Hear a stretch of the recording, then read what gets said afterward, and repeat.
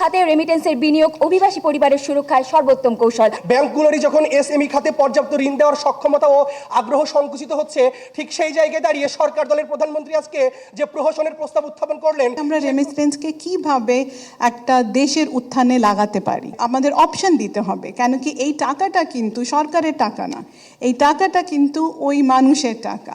তো ওই মানুষকে কিন্তু অভিবাসীদের কিন্তু রেমিটেন্স যোদ্ধাদের কিন্তু আমাদের অপশন দিতে হবে কি আপনাদের কাছে এইটাও আছে, আপনারা এখানে ইনভেস্ট করতে চান কি আপনারা ওইখানে ইনভেস্ট করতে চান। ফরেন রিজার্ভের পরিমাণ 37 বিলিয়ন ডলারেরও বেশি দাঁড়িয়েছে।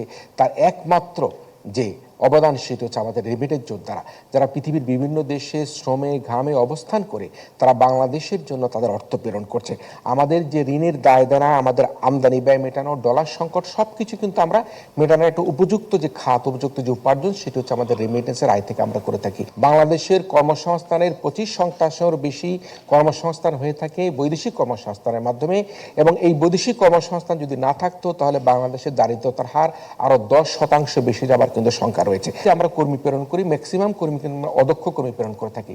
আমরা বৈশ্বিক চাহিদা অনুযায়ী যদি কর্মী প্রেরণ করতে পারি, দক্ষ কর্মী, অতি দক্ষ কর্মী, প্রফেশনালস বেশি করে প্রেরণ করতে পারি, আমরা কিন্তু আমাদের প্রবাসী আয়কে বাড়াতে পারবো।